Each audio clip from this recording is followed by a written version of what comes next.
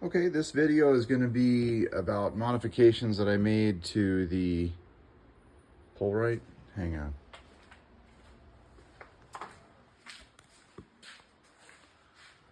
This is the PullRight Super Fifth. So basically it's a single point, which means that inside there, basically there's a gooseneck ball that it hooks up to. And then that pin that's right there kind of cinches those two bottom pins up against the ball, and then you lock that down, and then there's a bolt on the back side that locks that whole assembly in place. So what's happened is that this pin that's right here, so this pin, there's a pin that goes through the bottom, which I have laying over there, and I'll show it to you in a second. But you're supposed to torque these two bolts down to 35, like 35 inch-pounds, or foot-pounds, sorry, 35 foot-pounds, and then lock them down. And then there's a pin that goes through there, and then those two kind of lock it against there. The problem that I had is, now this is a 24,000 pound rated hitch, 6,000 pound like vertical load, 6,000 pound vertical load. It dimpled, so this ATC right here, this ATC hitch, so it dimpled the pin. Not only did it roll the pin out, but it actually dimpled the steel that was holding the pin, and it was absolutely just destroying it. It was beating the steel up. And this is actually, like, that center shaft that's right there, which you can see is all welded now. So that center shaft that's right there, that center shaft is actually 3/16 wall. So that's actually pretty heavy duty wall. I'm actually pretty impressed with the construction of this. I feel like the failure point is that pin and these two bolts right here. Even though this is all braking correctly, like the truck, the trailer itself brakes correctly, the truck brakes correctly, everything brakes really well. It's just the starting and stopping kind of rocks back and forth, and it rocks that whole assembly right there just back and forth to the point where it just doesn't hold up anymore. And so what I did was I kind of raised it to a position to where I kind of wanted it permanently. And then it's fully welded around here, flipped over, and then fully welded underneath. And then there is the little hole that the pin went through, and that now is actually covered by steel. So that's actually bung welded as well. And that, you know, I mean, it should actually hold up pretty good. So it's kind of double duty welded. It's not going anywhere. I've taken it on a trip now. Tows beautifully now. No more sounds, no more creaking, no more nothing. So I'm pretty stoked with that. But this will put it in perspective how bad that pin, like, look at that. I mean, that is crazy. Right? And you can see, so the bottom half of it is on this right here. It's the bottom area that holds it, right? And then the top half of this pin is where that main shaft made contact with the pin, right? So it wasn't directly, like, the locations to where the upper part sits on it and the bottom part sits on it were not in alignment with each other. So I think that kind of creates kind of a stress point to me personally. But, you know, because then you're not in alignment with steel to steel kind of situation. Doesn't really matter now. She's all fully welded together. You can kind of see, grab that light down there. You can see where it hooks to that ball. Maybe it is focusing. Okay, so it hooks to that ball right there, and then there's these two pins, which are probably 1/2 inch in diameter, maybe 7/16 actually in diameter, and then basically there's two pins that go through right here, and they go underneath the head of the ball and pick up on the head of the ball. And then that's what that threaded shaft right there does, is it picks up on the head of the ball and kind of locks it down. Anyway, I kind of like the design. It's not permanently installed in this truck, which I think is pretty awesome.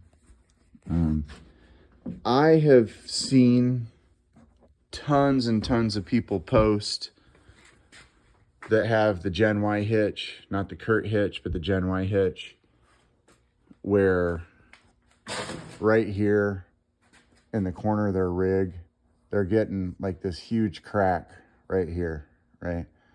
And then we have some friends up in Washington that have one of these. So ours was the first time they'd ever seen that crack. So ours did crack right there too. So I don't know that it's necessarily a hitch thing. I think it's maybe just maybe a structural issue. But let me zoom out on this a little bit. So what is happening is that all of the welds, so you have this main beam right here. So you have this main beam, and all of the welds that are above this, like all right here, are cracking and separating. Probably need to be a little hotter. I would probably recommend maybe TIG welding this versus the MIG welding that they're doing now. Because what's happening is that around these slides, this is all flexing right here, and it starts to show up right here with a crack. And then once that crack is there, then the rest of it's already done. Like, once this forms, the rest of it's already been broke. And on mine, all they did was weld this little this little aluminum plate in here, and then they did a pretty jackwagon way of kind of fixing that. And that was all they did as far as I know.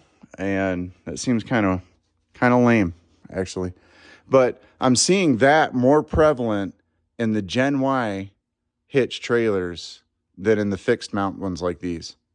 So I don't know if there's any correlation there. Like, is the Gen Y putting more load on this thing, like this way, or flexing a little bit more or something than when that one is? I don't know.